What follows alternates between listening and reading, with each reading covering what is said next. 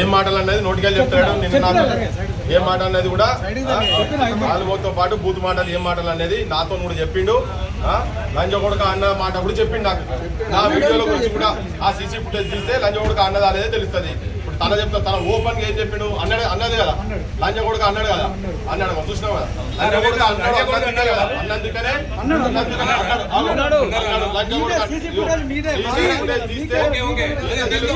అయితే తెలంగాణ రైతులు ఇగో ఈ మార్వాడోలకు లంజ కొడుకులు తెలంగాణ రైతులు వీళ్ళ దగ్గర మన బంగారం పెట్టాలి, 3 రూపాయలకు 6 రూపాయలు చేయాలి. ఆ పైసల గురించి అడిగితే మళ్ళీ మనం ఉల్టా కాలు మొక్కాలి, కాలు మొక్కి మళ్ళీ లంజ కొడుకులు అనిపించుకోవాలి. మన ఆత్మగౌరవాన్ని వీళ్ళకి పాదాల కాడ పెట్టాలి. ఆడికెళ్ళి బతుకొచ్చి ఇక్కడ వచ్చి మన పైసలతోనే ఇది దానికి వచ్చి రోజుడు నీ మాటలు వాడాలి. ఇప్పుడు ప్రూఫ్లు కూడా ఉన్నాయి, అన్ని ఉన్నాయి, సీసీ ఫుటేజ్ తీయాలి. మా ఊళ్ళు పోలీసు వాళ్ళ దగ్గరికి పోతే వాళ్ళదంతా కానూన్ అంతా కరెక్టే ఉన్నది, వాళ్ళు ఎట్లా చేస్తే అట్లా చేయని వాళ్ళు చెప్తున్నారు. ఇగో ఇది సమాజం తెలుసుకోవాలి. మరో బ్రిటిష్ సామ్రాజ్యం చేస్తారు, మరో బ్రిటిష్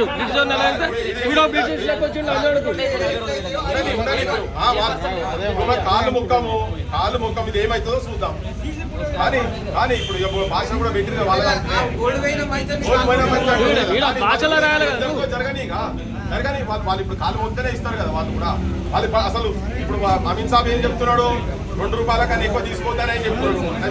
మేము పోలీస్ స్టేషన్కి వచ్చినాం కదా, మాట్లాడి మీరు పిటిషన్ వేయలేదు అన్నాడు. పిటిషన్ ఇస్తాను పోతేనే కదా నువ్వు కాదు పో 6 రూపాయలు వాళ్ళు ఎంత టీం అని చెప్పి పంపితేనే కదా బయటకు వచ్చింది. దొంగతనం కాదు కదా, జరిగింది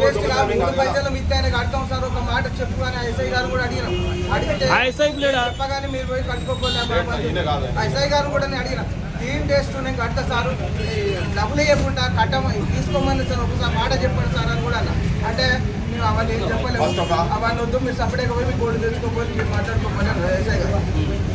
ఇప్పుడు మొత్తం ఏంటంటే అసలు ఈ హిందీలో రాయకుండా మొత్తం తెలుగులో రాసినట్టుగా అసలు వీళ్ళ దుకాణాల దగ్గరికి తెలంగాణ సమాజం చెప్పవచ్చుకున్నా వీళ్ళ దుకాణాలను బైకాట్ చేయాలి. మనం వీళ్ళని గోబ్యాక్ అనాల్సిన అవసరం లేదు. గోబ్యాక్ అంటే వీళ్ళకి నెట్వర్క్ మామూలుగా లేదు, వీళ్ళది బైకాట్ చేయాలి. వీళ్ళ దుకాణాలకు రావద్దు, వీళ్ళ దుకాణాల బంగారం కొనొద్దు, వీళ్ళ దుకాణాల బట్టలు కొనొద్దు, వీళ్ళ దగ్గర ఇనుము కొనొద్దు, వీళ్ళ దగ్గర సిమెంట్ కొనొద్దు, వీళ్ళ దగ్గర మిఠాయిలు తినొద్దు, వీళ్ళ దగ్గర జిలేబీలు తినొద్దు.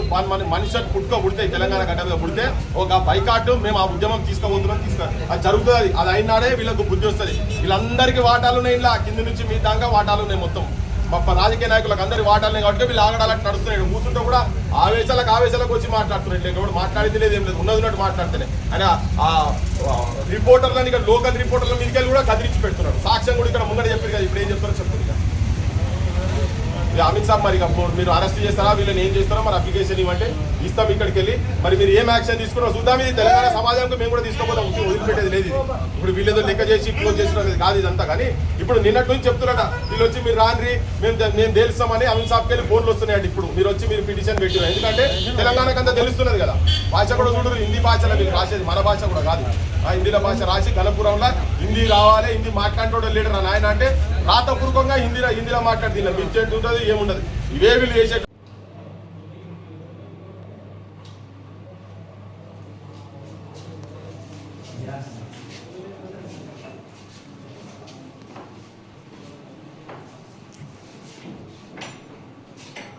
సంపాదించారు. మొత్తం అడంటాడు మాల్ మొత్తం అంతా వీళ్ళు మార్వాడోళ్ళు కొడుకు మొత్తం అమ్మేది మొత్తం వాళ్ళే వీళ్ళు చేస్తున్నారు. మొత్తం సగం కనుపురు కొంటారు వీళ్ళ దగ్గర. పైసలు పెడితే అన్ని పైసలు ఇవన్నీ ఇక్కడ రైతులై తెలంగాణ కష్టజీవుల పైసలు ఇవన్నీ.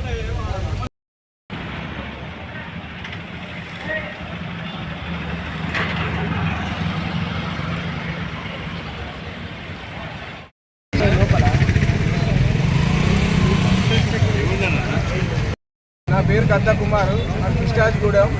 మేము 2-3 గ్రాముల బంగారం కూడబెట్టినాము. 11 నెలలు 14 నెలలు ఒకటైతే అంది, 15 నెలలు ఒకటైతే అంది. డబ్బులు కట్టడానికి వచ్చినాం. అంటే 10 నెలలు దాటింది, 6% ఇస్తామన్నారు. 6% వచ్చేసారని మేమన్నాం. లేదు నాకు రూల్స్ ఉన్నది అన్నారు. దాని మీద మేము వాట్సాప్ గ్రూప్లో పెట్టడం జరిగింది. ఎస్ఐ గారు పిలిపించడం జరిగింది. ఆడిపోయిన ఎస్ఐ గారు మాట్లాడినామంటే ఖచ్చితంగా మీరు 6 రూపాయలు కట్టి మీ గోల్డ్ మీరు తీసుకోపోలే అన్నాడు. ఆ నుంచి షాప్కి వచ్చినాం. షాప్కి వచ్చిన తర్వాత మీరు గ్రూపులో పెట్టడం వల్ల నా షాపు పరపతి పోయింది, నా ఇజ్జత్ పోయింది.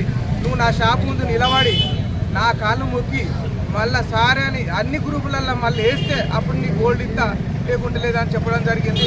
దాని విషయం నాకు బాధ అనిపించి ఆ గోల్డ్ పోయినా మంచిదాని ఉద్దేశంలో సపరేక వీళ్ళను ప్రెస్సులు కలవాల్సి వచ్చింది. కలిసిన తర్వాత ఈ ఇవాళ ఎస్ఐ గారు సిఐ గారు మాట్లాడి మీ డబ్బులు మీకు ఇప్పిస్తాం రాండి, మీ గోల్డ్ మీకు ఇస్తాను ఇవాళ చెప్పడం జరిగింది. ఈ ఓం జ్యువెలర్స్ దగ్గర తెలంగాణ రైతు కుమార్ అనే రైతు 10,000 రూపాయలు కూలి పైసలు ఇచ్చేటందుకు లేకుంటే బంగారం పెట్టి ఇక్కడ పైసలు తీసుకొని పోతే 3 రూపాయల మిత్తికి తీసుకున్నాడు. దాన్ని ఇచ్చేటందుకు వస్తే అది 6 రూపాయల మిత్తి అయింది. 11 నెలల లోపల ఇచ్చేది ఉంటే 3 రూపాయలు తీసుకుంటుంటే నీది 18 నెలలు అయింది కాబట్టి 6 రూపాయలు నా దగ్గర కానున్నది లీటర్ ఉన్నదని చెప్పిండట. అయ్యో అట్లా సార్ అని చెప్పి పోలీసుల దగ్గరికి పోయిండు. పోలీసుల దగ్గర పోతే ఎస్ఐ సార్ అన్నాడట, లేలే వాళ్ళకి అన్ని కానూన్లు ఉంటాయి, వాళ్ళ దగ్గర లీగల్గా అన్ని కరెక్టే ఉన్నాయి, నువ్వు 6 రూపాయలు ఇచ్చి తీసుకోపో అని చెప్పని.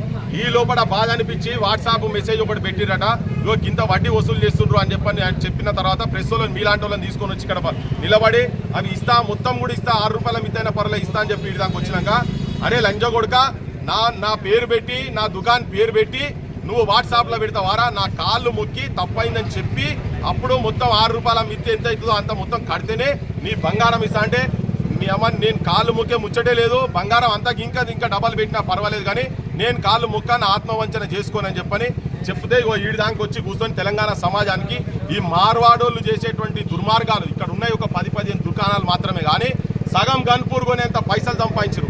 ఈ పైసలు మొత్తం ఇక్కడ రైతులకు సంబంధించినటువంటి అవసరాలకు ఏదో బాధలకు ఇబ్బందులు ఉన్నప్పుడు బంగారం ఎక్కడైనా పనికొస్తుందని చెప్పని ఇక్కడ తీసుకొచ్చి మిట్టిలకు పెట్టి తీసుకొని పోతే వీళ్ళు మొత్తం ఉన్నాయని నాశనం పట్టిస్తారు. ఇది ఒకటే కాదు, కాగితాలు పెట్టుకుంటుర్రు, ఏంది రిజిస్ట్రేషన్ చేసుకుంటారు, భూములు రిజిస్ట్రేషన్ చేసుకొని ఒక్క నెల అటు ఇటు అయినా కానీ ఇది మాదే భూమి అని చెప్పి క్లెయిమ్ చేస్తున్నారు.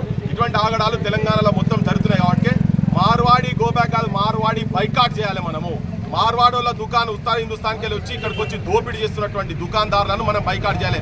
చూడండి, రైతుకి ఇచ్చినటువంటి దానిలో ఏ భాషలు ఉండాలి, ఇది వాడు చూడు హిందీలో రాస్తాడు, దీనిలో మిత్తి ఉండదు, మన్ను ఉండదు. నువ్వు తెలంగాణలో ఎక్కడ పోయినా కానీ ఇదే ఉంటుంది. వీడు హిందీలో రాసేది ఎక్కడదయా, ఏ కానూన్ ప్రకారంగా హిందీలో రాసి పెట్టిండు వీడు ఇక్కడ. వాడు మన భాష రాదు, వాడు మన భాషలో చెప్పాడు. ఇప్పుడు ఎవరైనా మాట్లాడేందుకు వస్తే ఇగో కొంగులు ఇప్పుతురట, ఇవన్నీ సింగులు ఇప్పుతురట, గుండీలు తీస్తురట, మా మీదకి వచ్చిన రేప్ కేసులు పెడతామని పోలీసు వాళ్ళు కూడా వాళ్ళ చేతిలో ఉన్నారు. ముఖ్యమంత్రి గారు మీకు కూడా ఈ వీటిలో వాటాలు ఉన్నాయి, ఇక్కడ నుంచి కాదు, ఇది ఒక పెద్ద రాకెట్, ఇది ఒక పెద్ద రాకెట్, వాటాలు ఉన్నాయి కాబట్టినే మీరు రాజకీయ పార్టీ వాళ్ళు ఏం మాట్లాడతలేరు. కానీ ప్రజలు చైతన్యవంతులు కానీ తెలంగాణను కాపాడుకోవాలంటే మనమంతా సంఘటితమై వీళ్ళ దుకాణాలకు మాత్రం మార్వాడి దుకాణాలకు నేను అందరు తెలంగాణ ప్రజలకు చెప్తున్నా, ఇక్కడోళ్ళ దుకాణాలకే మనోళ్ళ దుకాణాలకే తెలంగాణ దుకాణాలకే మీరు ఉప్పు కొన్నా పప్పు కొన్నా ఏమున్నా ఇక్కడ మనోళ్ళ దుకాణాలకు కొనమని చెప్పదలుచుకున్నా. ఇవి ఇట్లా రాసిండు కదా, ఒక బార్ కోడ్లు పెట్టి ఇక్కడ పెట్టి పైసలు నువ్వు అకౌంట్లలో వేయాల్సింది వీళ్ళు క్యాష్ ట్రాన్సాక్షన్ చేస్తున్నారు. ఇలా వీళ్ళు హైదరాబాద్ కాదు తెలంగాణను మొత్తం కొనేంత స్థాయిలో వీళ్ళ దగ్గర పైసలు ఉన్నాయి.